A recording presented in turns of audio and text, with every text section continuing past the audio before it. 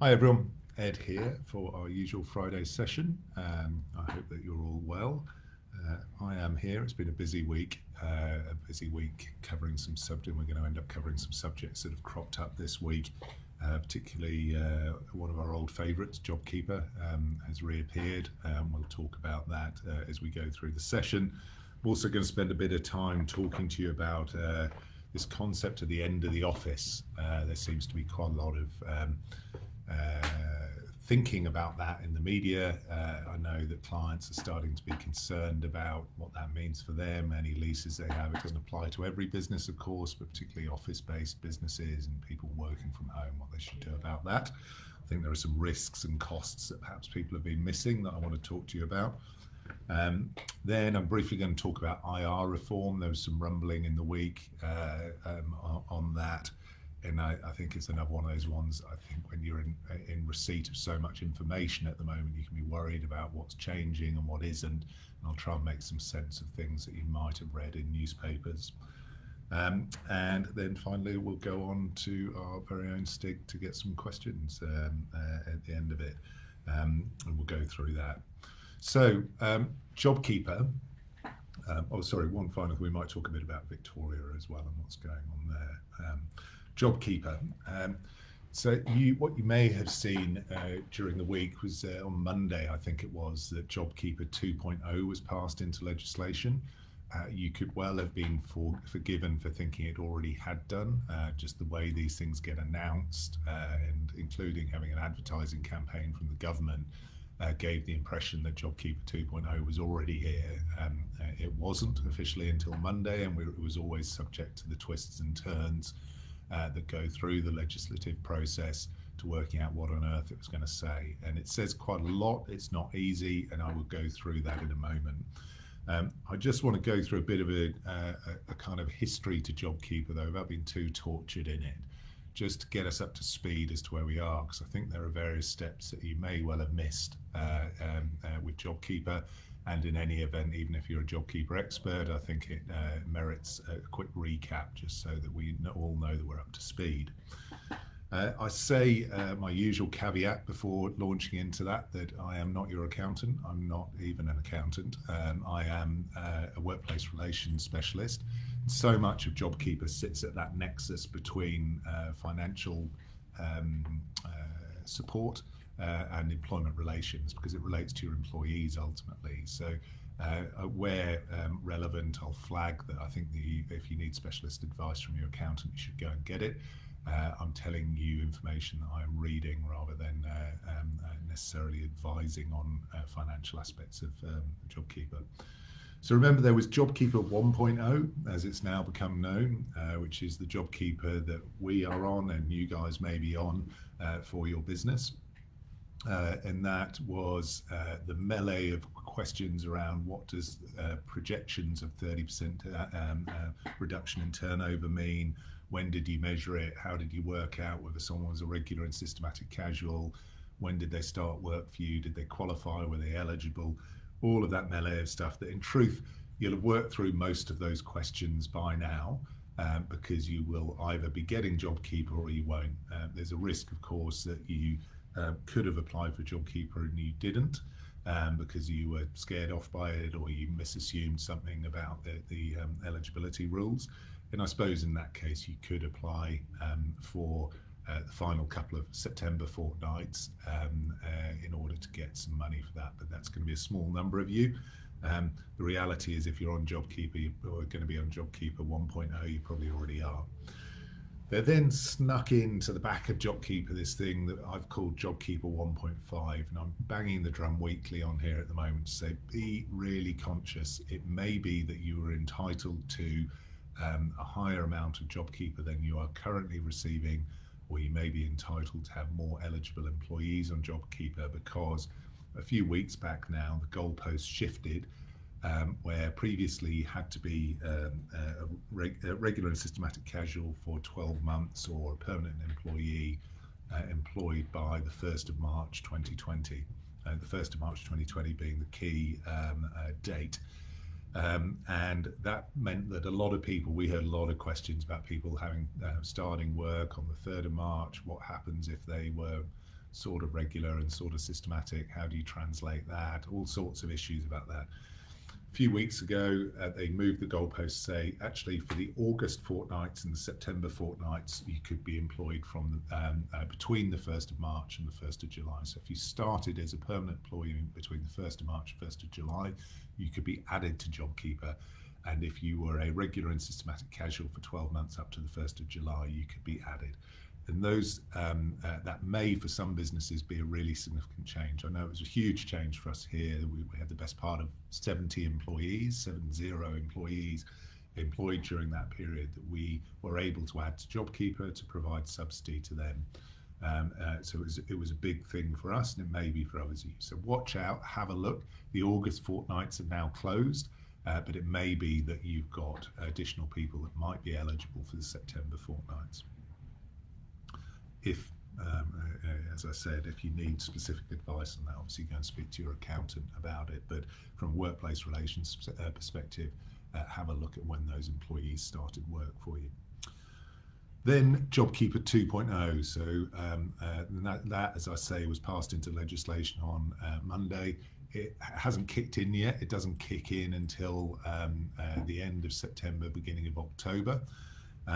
And really quite bizarrely with it, and maybe I'm probably wrong starting with JobKeeper 2.0 because no one seemed that bloody interested in it, frankly. I was amazed that when it got passed into legislation on Monday, I think in the financial review, it only merited sort of one column inch on page 6, I think it was, which is quite remarkable when it's meant to be costing another $100 billion to go to employers. That we're now at the stage of this crisis where that barely mentions a merit in the main financial newspaper. Anyway, it is a big chunk of money and it is a big level of support for certain types of businesses. So I'm going to talk a bit about what we know, but perhaps more importantly, what we don't know, and then finally what the banana skins or problems with JobKeeper 2.0 you should be watching out for are. So now with JobKeeper 2.0, the eligibility changes for it. So it's no longer this projected 30% down turn and turnover.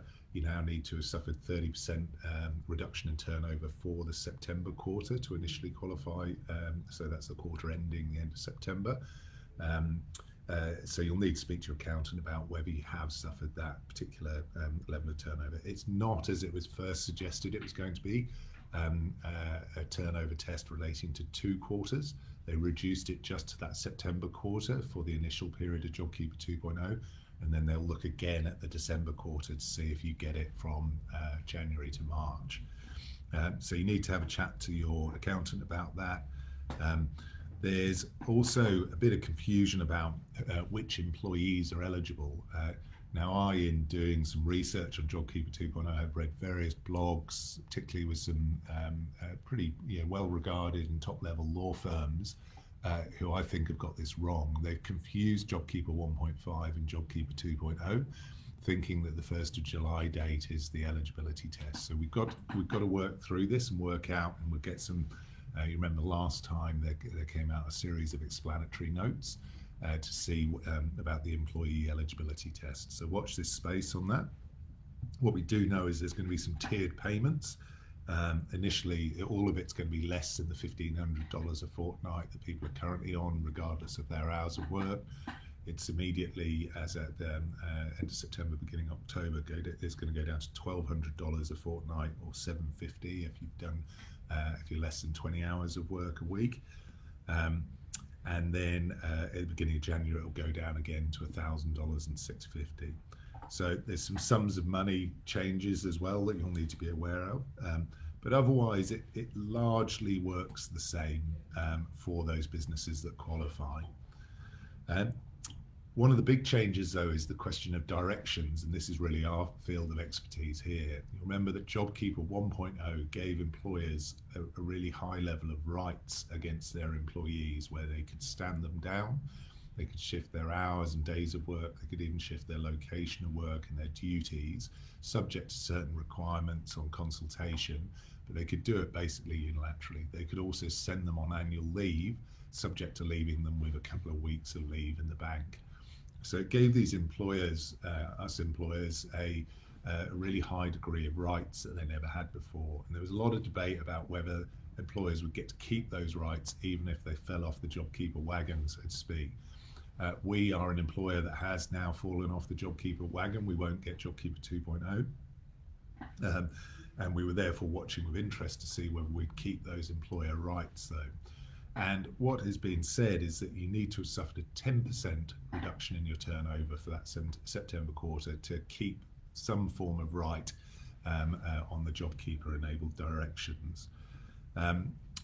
Those that are still on JobKeeper 2.0 get to keep the majority of the rights. And I'll talk a bit about the difference in a moment. But what you're starting to hear from me, and if you think you're confused now, just try and go online and have a look at what the difference in whether you're a legacy JobKeeper business or you're a JobKeeper 2.0 business or whether you're a non-JobKeeper business. There is huge amounts of complexity and confusion.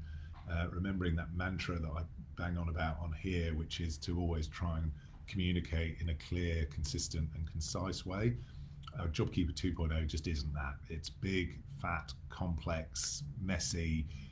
You've got to work out which type of business you are, whether you're a non-qualifier, a legacy qualifier, or a JobKeeper 2.0 qualifier, and a series of rights and obligations flow from each of those categories of employers. And we'll no doubt answer some questions on that. So what don't we know at the moment? Got to get some clarity around eligibility for employees. We don't know the specific dates on which you're going to have paid or satisfied what's known as the wage condition to recoup JobKeeper. Lack of clarity around childcare. You remember that in the middle of, I think it was July, childcare was removed from the JobKeeper scheme because of other subsidies they were getting. Those subsidies have now ended. What's going to happen to childcare under JobKeeper 2.0? A bit of a lack of clarity about enforcement and being legacy businesses. What's going to happen if you are, let's say, a business that was down 10% in the September quarter, and that changes over the course of the quarter? Does that mean that you can still stand people down, or do you have to bring them back to work? And all sorts of melee and mess that I think will flow from this. We don't know the exemptions as to how you will qualify for JobKeeper 2.0 if you're not a normal shaped business. What happens if there was some extraordinary event in the September quarter that means that you're not down by 30% this year, but you are on a quarter-on-quarter basis or something like that? So those are a few of the things we don't know. On the directions, what we know is this.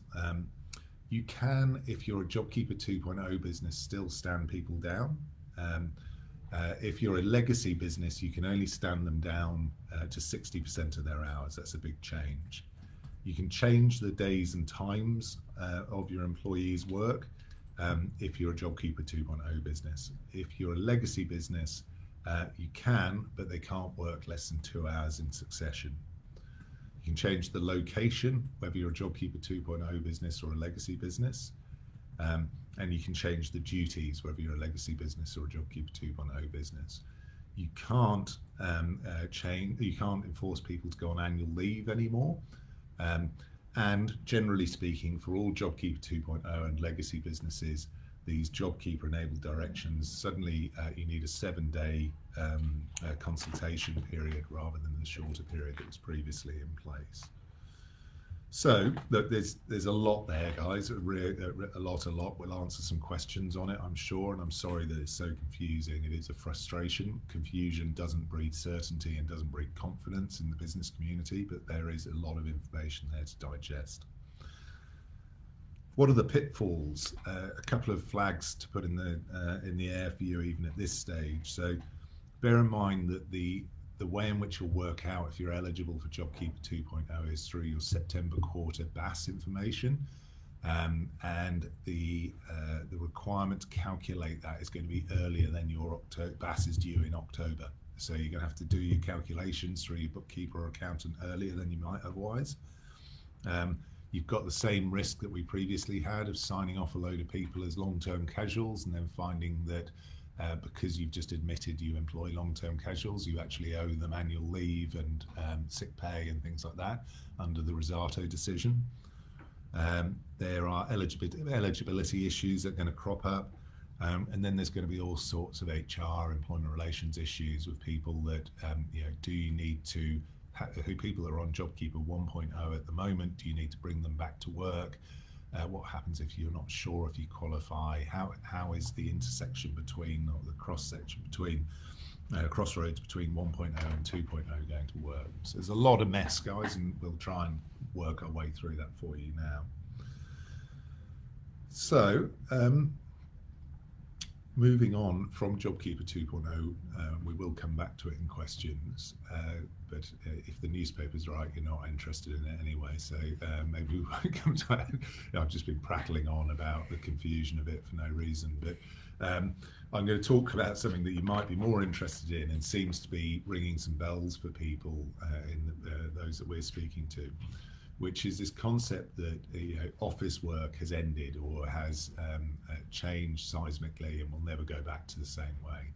Now, not everyone works in an office. Some of you may have office-based businesses, others may have businesses with an office element, and you may well have consequently people working from home at the moment or who have worked from home at various stages during the crisis. Now, there's a lot of talk, I think, about from an employee perspective of people saying, I never want to go back to a stinky office again. And from an employer perspective, maybe some dollar signs going off in your eyes about the fact that you can save some money on rent and so forth. Now, I think that there are a couple of things that employers are typically getting wrong from those that I'm speaking to and some of the big employers as well that I'm reading about. First of all, I think that employers are letting the tail wag the dog on this issue. Now, if you think about employment law in its most basic sense, when you're studying employment law, what they tell you is that it's all about the concept of what you call a master versus servant relationship. Very old-fashioned language, highly inappropriate language in the workplace today. If I told the guys sitting here that they were all my servants, I suspect they might start throwing things at me, but that's the way employment law works. And what it really means at the heart of it is that the employer controls the employee. That's a very fundamental aspect of employment law. And control takes a number of, has a number of aspects, but it includes you subject to an employee's agreement, but they wouldn't come and work for you if they didn't agree. Having them work in certain places, doing certain duties, doing them in certain ways, determining which tools of trade they use for it and so forth. Now, amongst the other things that have gone mad in the midst of COVID is that a lot of employers seem to have forgotten that. And they now seem to be saying to employees, do you want to come back to work? And employees are with great amazement, employers seem to saying, no thanks, I don't want to sit on horrible public transport for 2 hours a day. I'd much rather work at home in my pajamas, and my life's just got a lot easier. So in my view, employers have been asking the wrong question. They haven't been asking a master question. They've been asking it in a way that allows the tail to wag the dog, and they've been asking people what they want to do rather than asking what the business needs. And fundamentally, I've talked before about your obligation as a business owner to your shareholders, which might be yourself in small businesses, but you have a fiduciary duty to act in the business's best interests, which hopefully coincides with your employees' best interests, but it might not. It might be that your employees don't want to come into work at the moment, but actually either for productivity reasons or other reasons you want them to. And you're entitled as an employer to request them to come back, subject to the social distancing that's going on in different states and so on, and subject to it being a COVID-safe workplace, but entitled to bring them back in line with their workplace obligations to you, their contractual commitments to you. You're not required just because they went home for COVID to allow them to work forever at home. In fact, I don't think you should. Sometimes you should, but in some occasions I don't think you should. And the reason why is I think that there are two particular problems that people are missing with work from home at the moment. The first, which has become more and more part of the debate, is risk.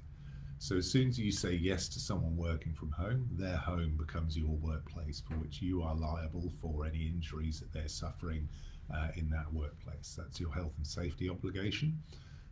You're required to provide them with a safe workplace, so you'll need to conduct risk assessments and so forth for them working from home. And some of you may have got up to speed with that already, but I struggle to believe that everyone has been risk assessing. And I know from our own clients where we found gaps in this, people risk assessing work from home in the way that they should. So you've got risk of injury and the things that are associated with that you need to consider with work from home. There's also the things that flow from that. So you've got the compliance cost of going and assessing people's home workplaces. You've got the potential workers' cost of increased claims, but also increased premiums. I suspect workers' comp insurers are pretty soon, if they haven't already, are going to need to say, hang on a second, this business used to have one workplace, it now has 10 or 15. Surely their premium dynamic has changed. So I struggle to believe that won't affect premiums going ahead.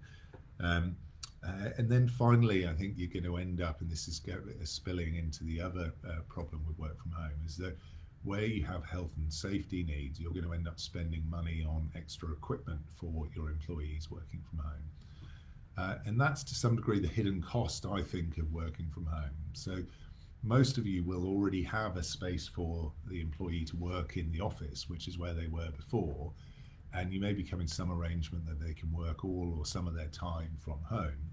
But as their employer, as their master in the master-servant relationship, you're obligated to provide them with their tools of trade. You've got to keep them safe, so that might mean providing them with an ergonomic chair or a proper desk set up. But you've also got to enable them to function. And one of the big, almost the elephant in the room that I'm seeing at the moment is that I'm amazed that more employees haven't turned around and said, you owe me money for my internet bill. And the reason I don't think they have so far is because I think most people have been mucking in and just getting by during COVID. But as soon as those relationships turn into relationships where they are long-term working from home, either full-time or part-time or part of the time, there's a real risk, I think, that those employees turn around and say, you need to pay for my internet. You turn around and say, well, no, you've already got internet. And they said, well, I didn't buy that to do work on it. And to be honest, I don't feel like I any longer need it. I'll just do it on my phone for my home streaming purposes and whatever else. And actually, my TPG contract I don't need, other than the fact that I work from home. And you might say, but you asked to work from home. And the quite legitimate response from an employee would be, but you agreed to it. You said yes, and in doing so, you created a home workplace, and you're obligated to provide me my tools of trade for it. And I cannot think of a worse nightmare than being an employer.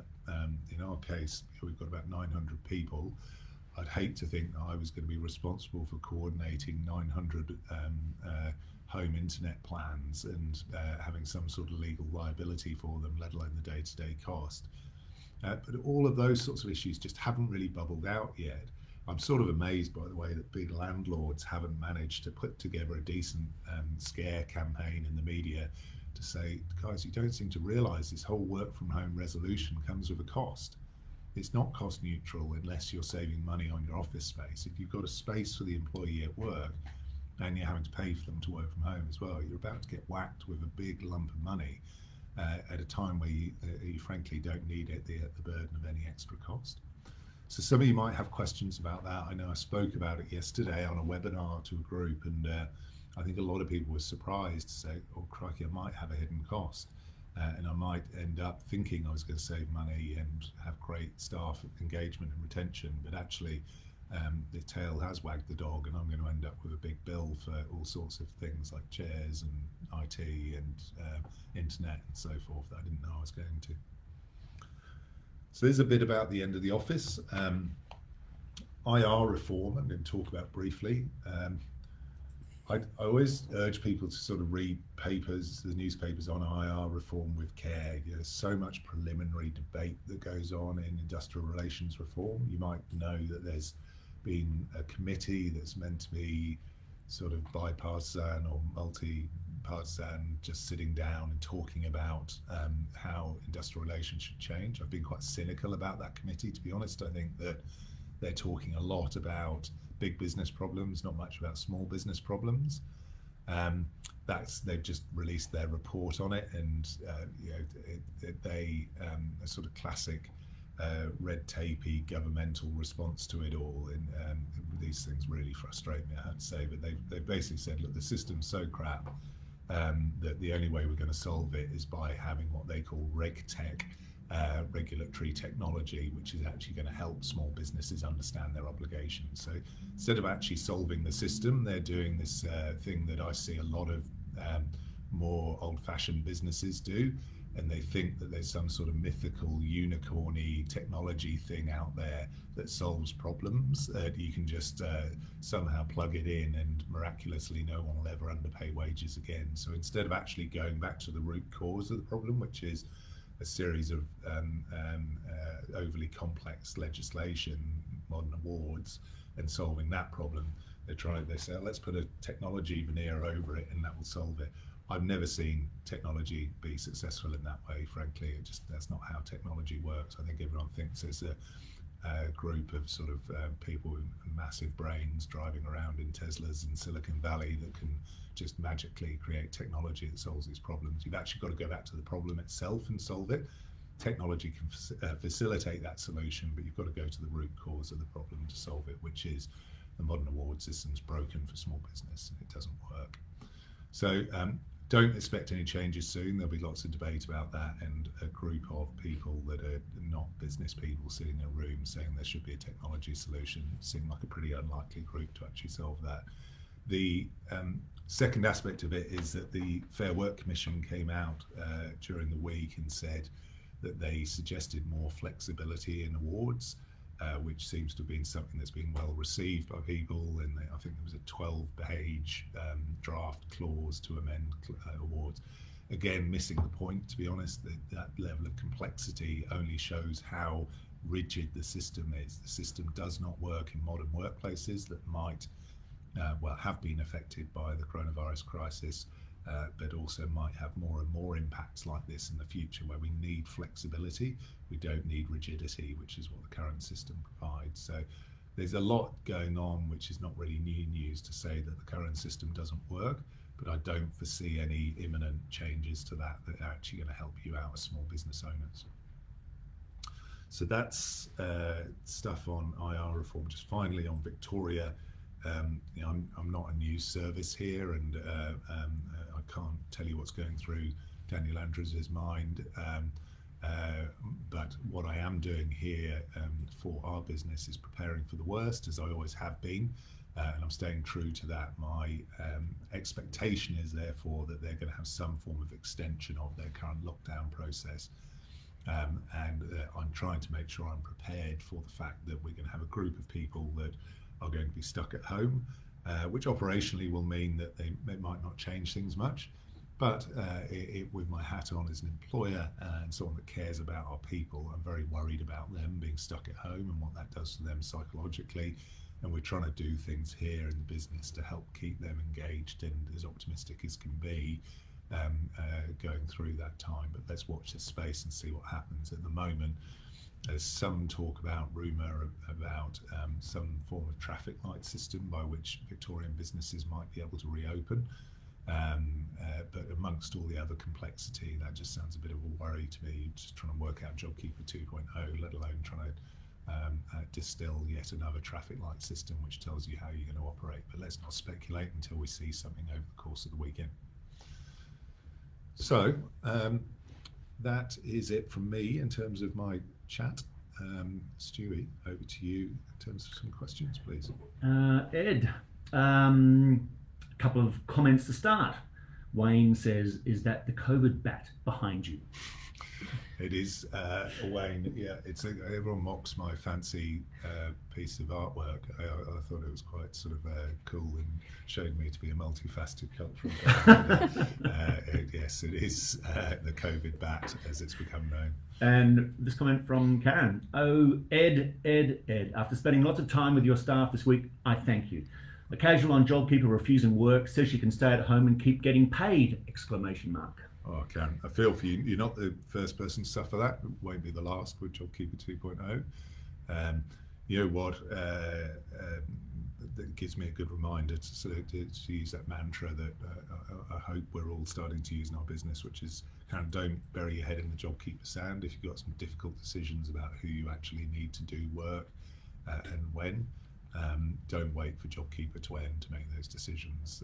That's the way you wrestle back control of those sorts of situations. Really critically analyse your business needs in terms of your staffing needs. And Ed, finally, just a comment from our esteemed colleague. There will be some financial questions today. It's not our area of expertise, and we do encourage people to speak to their accountants and registered tax agents, but we'll do our best on what we know.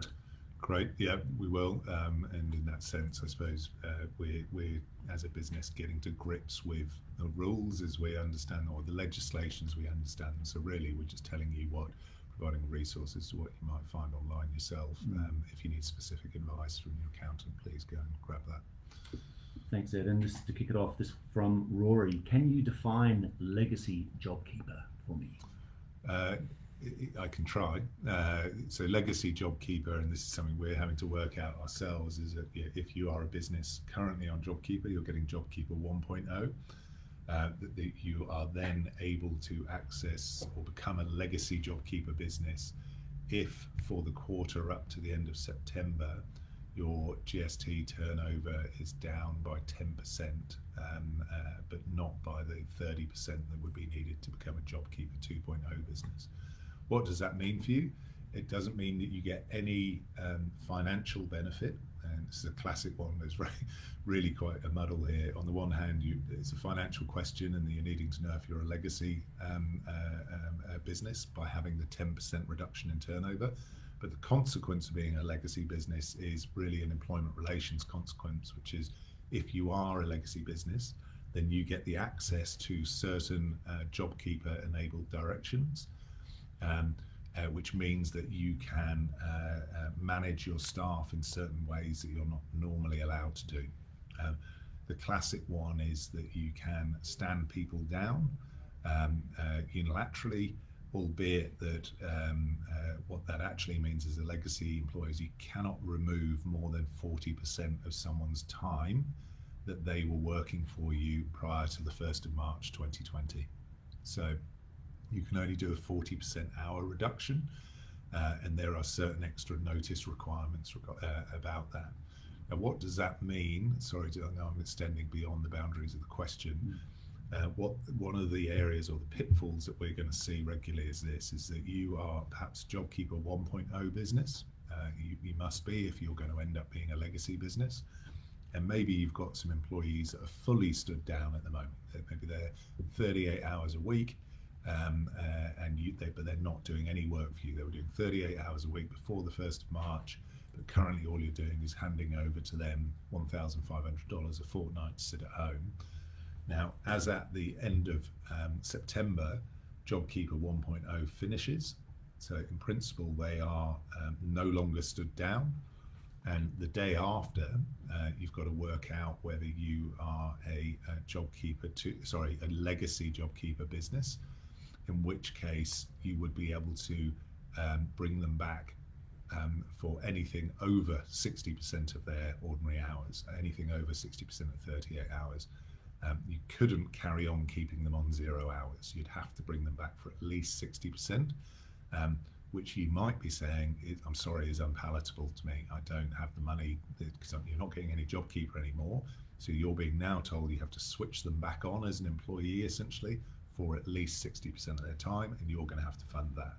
So you might have some tricky questions that flow from that. You might say, I don't need them to do that role anymore, in which case you're going to have to start considering redundancies. And I'd urge you to do that soon, because otherwise you're going to end up paying people to do at least 60% of nothing for that period whilst you go through a redundancy process, and you're going to have a cost that if you get on with it now, you can actually use the remainder of the JobKeeper period to make those sorts of decisions.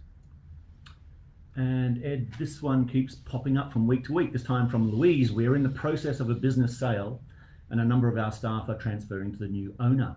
as they are currently receiving JobKeeper. Does this go across with them to the new owner? There are specific rules for the new owner to worry about. You wouldn't carry on paying them JobKeeper, but the new owner, there's a specific qualification process if businesses are purchased. So I believe that's the new owner to worry about, and they can speak to their own accountant. This from Mark. He's a client. I have an employee who has overdrawn sick leave entitlements. They've just taken 2 days sick, knowing that they will still be paid full JobKeeper. Are we able to deduct from annual leave entitlement, for example? You're not if they say that they were sick and they were away on sick leave, particularly if that was certified. Then unfortunately that's a sort of loophole in JobKeeper, that someone could be on unpaid sick leave but be receiving JobKeeper and actually getting paid, and a loophole which too many people have worked out by this stage, to be honest. So we're seeing that quite a lot, where people are, let's say they don't want to turn up to work, and instead they're just saying, well, I'm sick, I can't turn up. They're getting doctors to sign them off, and because they're JobKeeper eligible, you're left having to pay over JobKeeper for them to sit on their they call it a jacksie in England. I don't know if that's a phrase over here. Backside. It's on your backside. Okay. Okay. That's a technical phrase. I'm not sure that's in the JobKeeper legislation. And Ed, this from Veronica, a variant of a question we're getting a lot today, a bit of a financial question though. But for future eligibility, we are looking for a 30% downturn in comparing September 2020 quarter to what other period? The legislation says September 2020 to the same quarter the year prior, year on year. They're looking at. So the big change is that under the JobKeeper 1.0, you could forecast a downturn. This is actual September quarter versus last year. Right. Ed, this one from Susie. What does it go down to in January? If you are eligible, then for full-time employees, it goes down in January to $1,000 a fortnight, from 1,200 at the start of October for the October forward quarter, and $650 for 20 hours or less. And Ed, we're getting variations of this one too. This from Diana. So we're on JobKeeper now. Is it still a predicted 30% loss, or is it now only 10%? Turns out we did better in August than we thought. Is this a problem? Don't worry about August now. If you're already on it, you're on it. So you were entitled. Remember, we talked a lot back in the day about once you're on JobKeeper, do you stop going on it when you turns out things go better than you were worried about? The way JobKeeper 1.0 works is that as long as you legitimately forecast your reduction in turnover, then you keep JobKeeper, even if, as you're seeing in the newspaper, some companies have actually done brilliantly and better than they did last year and so forth, but they're still getting JobKeeper, so that doesn't get switched off because you end up outperforming. So JobKeeper for August and September will carry on if you were already getting it.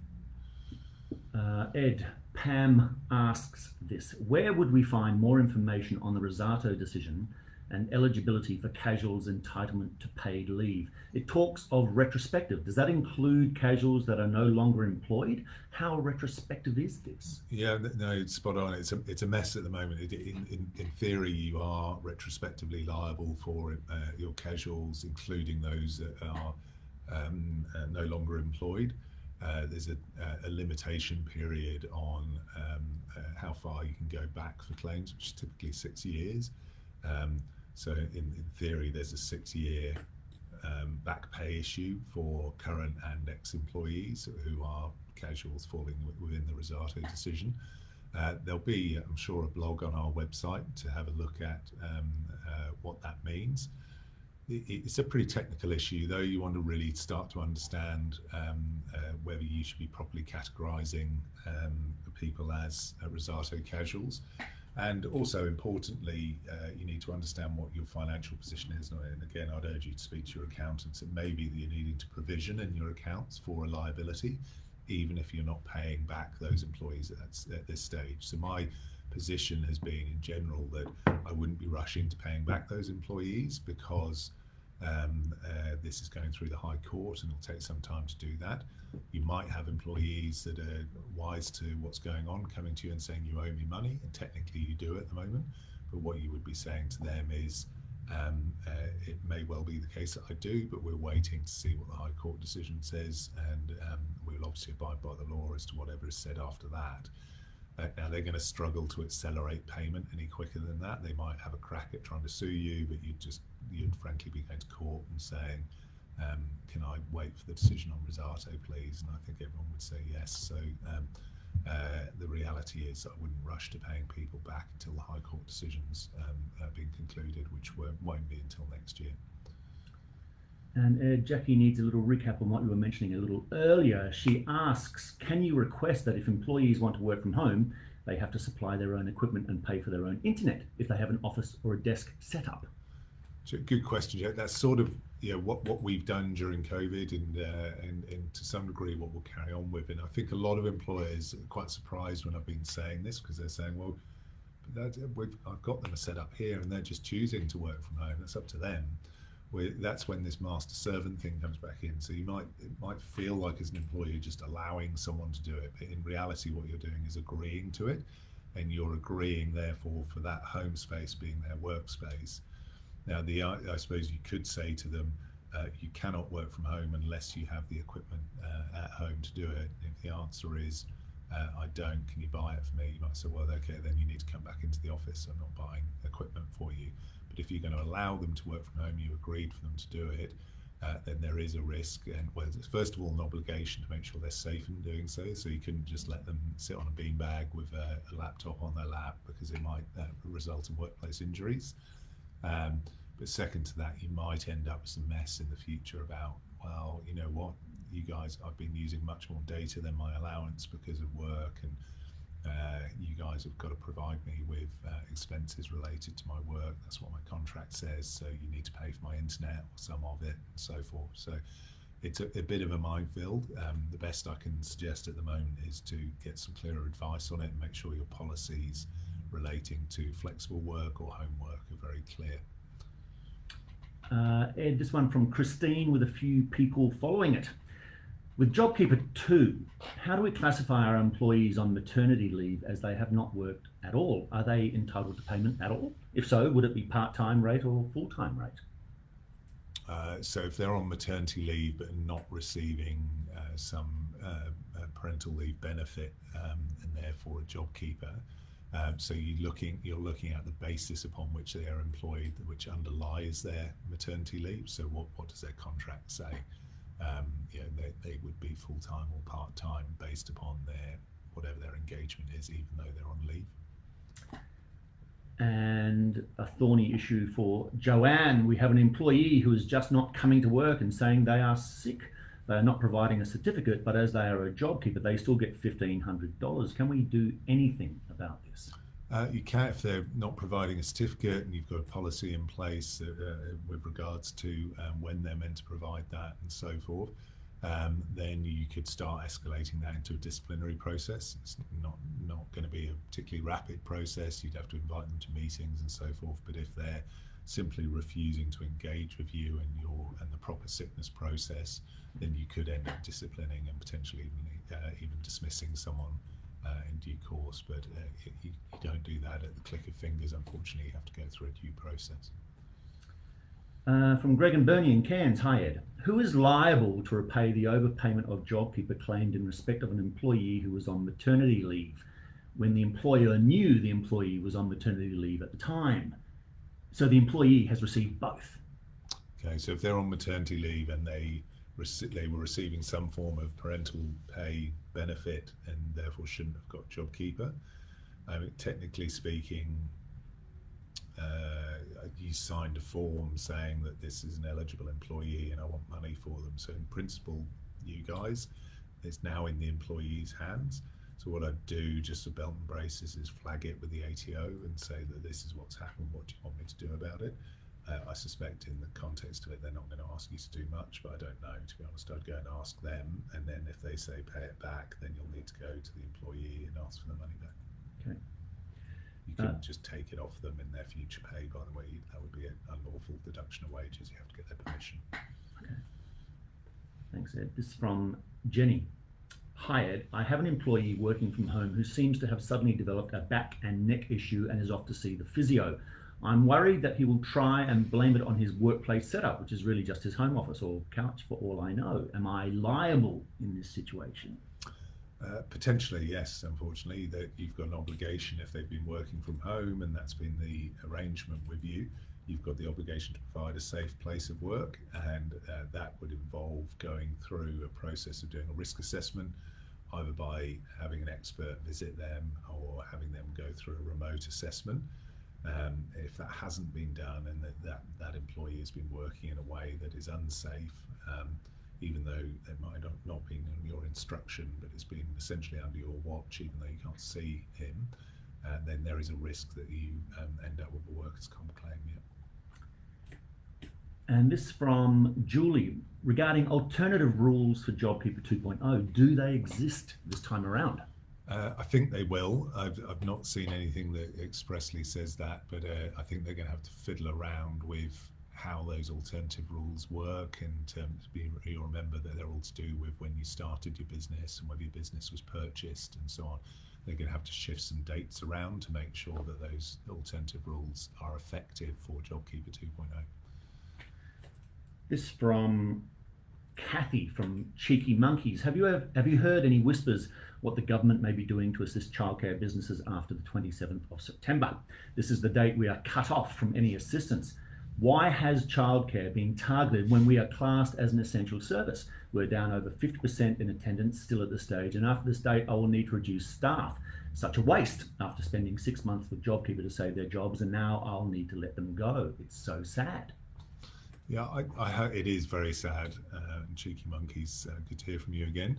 It is very sad. It's frustrating. It just sort of feels like there's some tortured own goal going on there. I suspect your industry body has been involved with pushing hard to get the additional subsidy, which has then led to the retraction of JobKeeper, which then, to my knowledge, I'm sure there are people at the centre of the industry that are working hard to work out whether you're going to get JobKeeper 2.0.